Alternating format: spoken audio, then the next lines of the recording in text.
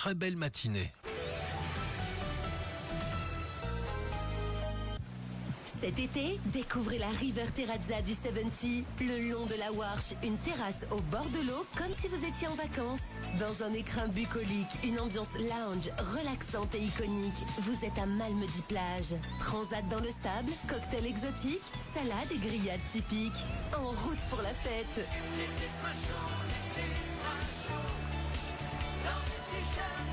Le 70 à la sortie de Malmedy, parking gratuit en face du Movie Mills. Impact FM, l'inforégion avec Olivier Tomezzoli. Un incendie mortel hier matin à Spa, un octogénaire est décédé dans son appartement suite à l'inhalation des fumées.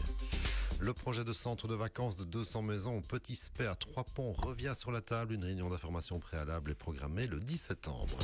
Et focus sur le sport au féminin. On parle d'athlétisme et football dans ce journal. Mardi 26 août, le développement des titres de l'info de l'arrondissement. Présentation Olivier Tomezzoli.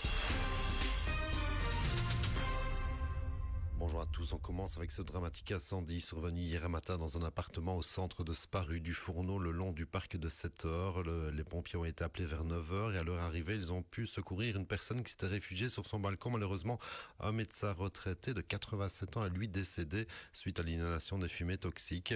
Les pompiers arrivés rapidement sur place n'ont malheureusement rien pu faire pour le sauver. Le feu a été circonscrit au seul appartement touché. L'origine du sinistre n'était pas connue. Sur nos routes, à noter ces gros contrôles tout le week-end dans la région de Penne. La police de la zone Vestre-Gueule voulait marquer le coup dans le cadre de la fin de la campagne Bob de l'été. Près de 250 conducteurs contrôlés dans les nuits de vendredi à samedi et de samedi à dimanche. Bilan, un cycliste positif aux stupéfiants arrêté dans la nuit de vendredi. 2 automobilistes largement positifs à l'alcool chopés eux aussi durant cette même nuit. Un autre conducteur roulant sous influence a été intercepté le lendemain soir. Et dimanche soir, un autre conducteur a lui permis son permis en roulant sous influence de la drogue. Les policiers retrouvent même 5 grammes de cocaïne dans son véhicule qu'il conduisait d'ailleurs sans permis valable.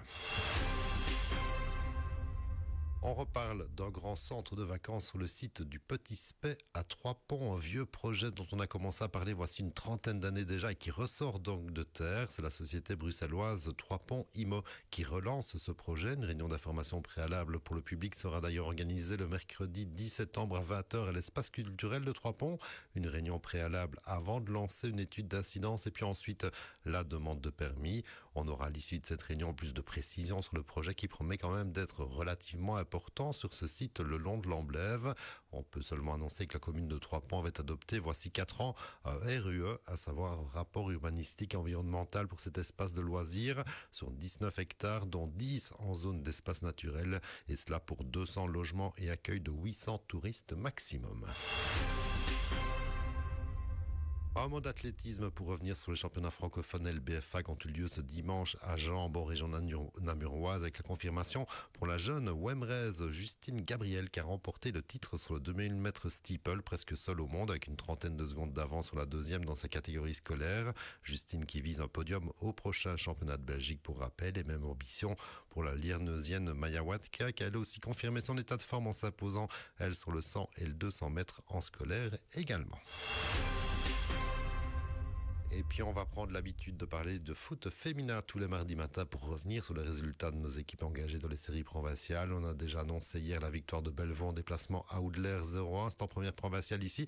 Et les filles d'Offre entameront elles le championnat de PA dimanche prochain face à la SE Penn à domicile donc. En deuxième provinciale série B, les filles de WEM Fémonville ont remporté le derby d'ouverture du championnat Aster Francorchamps, victoire en 2. Victoire également ce week-end de l'équipe B de Bellevaux 4-3 face à Andrimont. On doit aussi déplorer 2 forfaits généraux dans la série, Trot et Stambert, ce qui va fortement alléger le calendrier.